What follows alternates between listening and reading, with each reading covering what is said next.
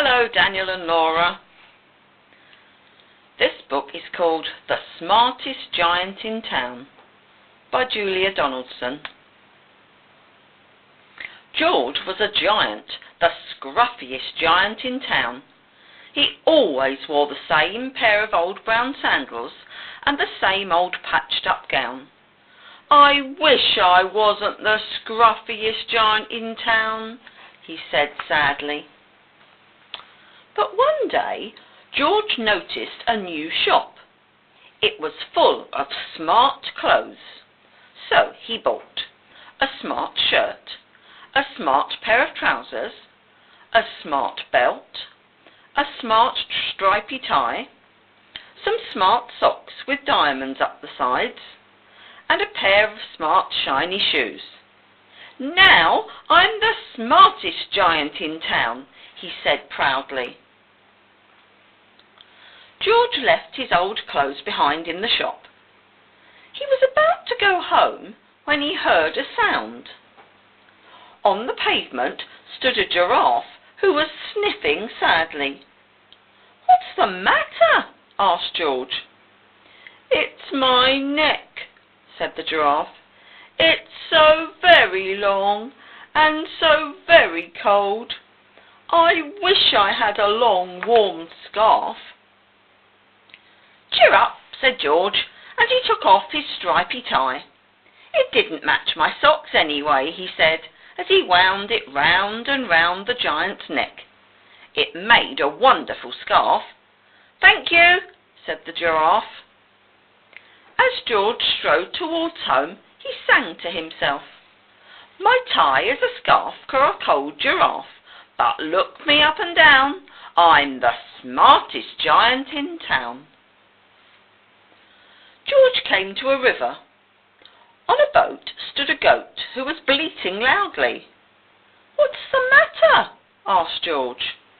"It's my sail," said the goat. "It blew away in a storm. I wish I had a strong new sail for my boat." "Cheer up," said George, and he took off his new white shirt. "It kept coming untucked anyway," he said, as he tied it to the mast of the goat's boat. It made a magnificent sail. "Thank you," said the goat. George strode on, singing to himself. "My tie is a scarf for a cold giraffe, my shirt's on a boat as a sail for a goat. But look me up and down, I'm the smartest giant in town." George came to a tiny ruined house. Beside the house stood a white mouse with lots of baby mice. They were all squeaking.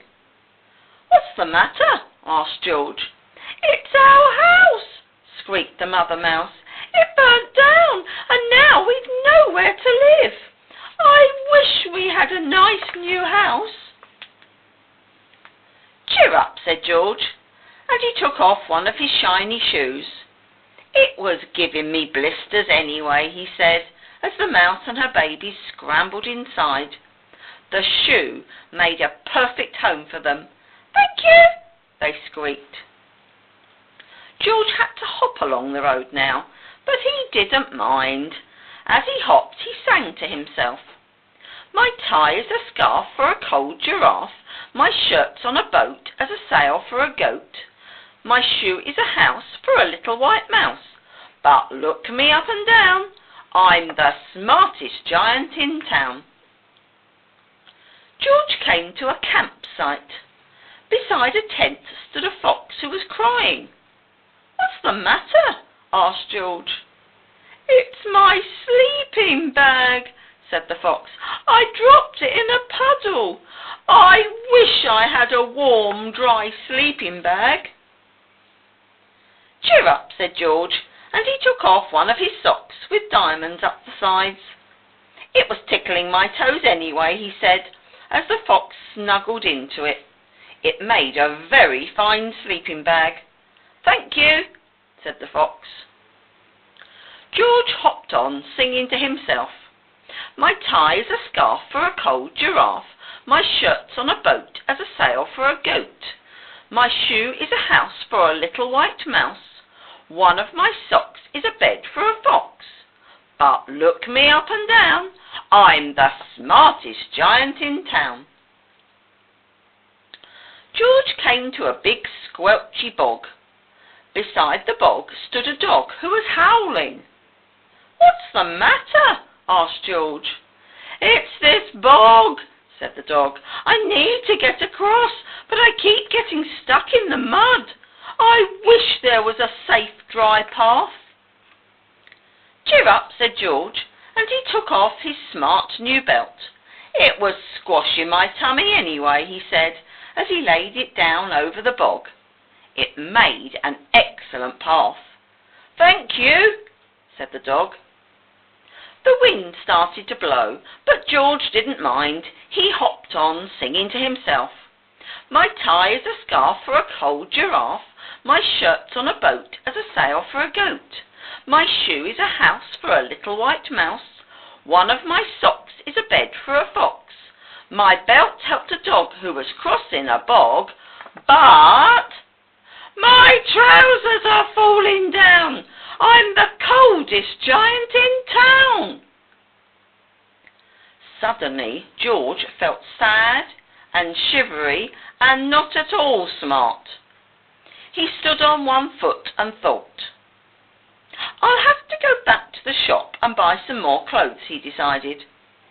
He turned around and hopped all the way back to the shop. But when he got there, it was closed. "Oh no!" cried George. He sank down onto the doorstep, and a tear ran down his nose. He felt as sad as all the animals he had met on his way home. Then out of the corner of his eye, he saw a bag with something familiar poking out of the top. George took a closer look. "My gown!" he yelled. "My dear old gown and sandals!" George put them on. They felt wonderfully comfortable.